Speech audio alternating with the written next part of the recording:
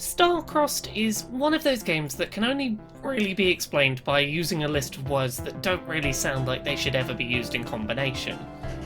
Out now on PS4, Xbox One, PC, and Switch, the game is a co-op bullet hell magical girl Pong game, and at its core, that bizarre combination of words does result in a really fun gameplay mechanic, even if it takes a little explanation to get to the heart of what the game is about.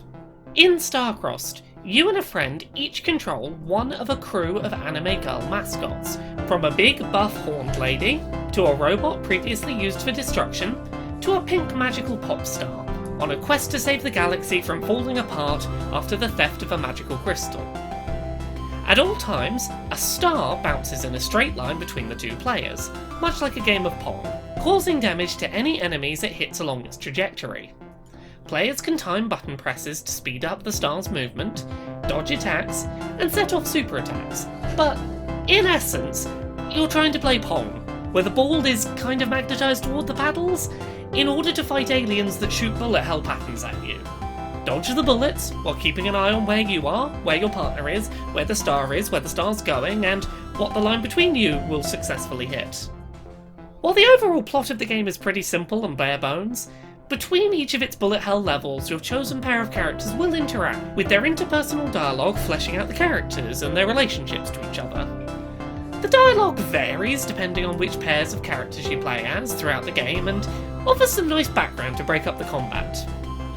The core gameplay mechanic at play is undeniably fun in co-op, but it certainly does take some getting used to.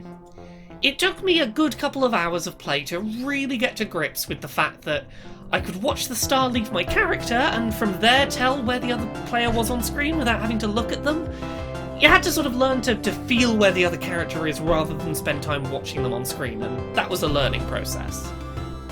Boss fights throughout the narrative are satisfyingly challenging, with frequent enough checkpointing and such super fast reloading after death that I really didn't mind dying repeatedly in a tough fight.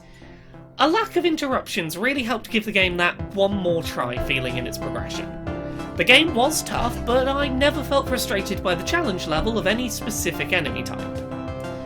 However, my biggest issue with the game overall is its reliance on a limited handful of basic enemies, recycled more often than they need to be just to pad out the length of a playthrough. While it's not such a problem in the early hours of the game, as you get further in, you'll find a lot of new enemies are just recoloured versions of older enemies with drastically more health, and a handful of enemy layouts that were initially exciting in their challenge were reused so frequently in the late game that they became more of an annoyance.